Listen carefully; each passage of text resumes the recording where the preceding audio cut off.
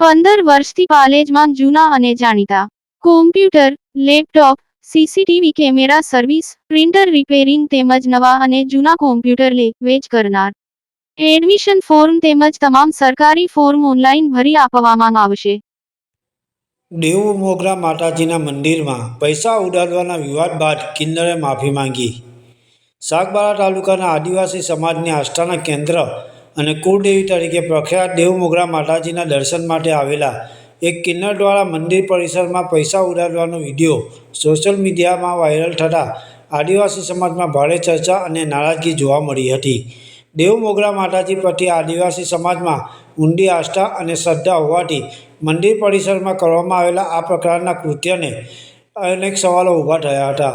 Social મીડિયામાં video viral થયા બાદ સમગ્ર મામલો ચર્ચાનો વિષય બનવા પામ્યો હતો. આ વિવાદ બાદ હવે સંબંધિત કિન્નરે પોતાની ભૂલ સ્વીકારીને માફી માંગી છે. કિન્નરે જણાવ્યું હતું કે મારાથી ભૂલ થઈ ગઈ છે, મારી ભૂલ બદલ માફ કરજો.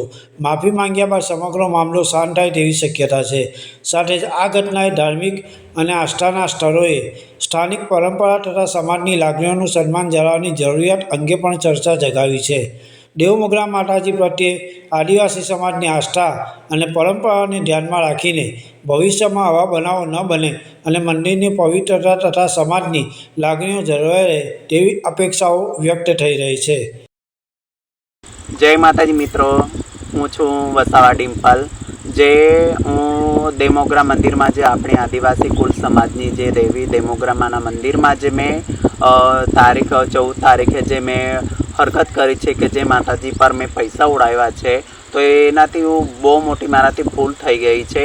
તો બધા મારા આદિવાસી સમાજના યુવકોને તથા મારા દેવમોગરાના ટ્રસ્ટવાળાઓને ખાસ જણાવવાનું કે હું મારા દિલથી મેં માફી માંગુ છું અને આવર પછી આપણા દેવમોગરા મંદિરમાં જ નહીં પણ તો કોઈ બી ધાર્મિક સ્થળે કોઈ બી જગ્યાએ હું આવી રીતના હરકત ના કરું.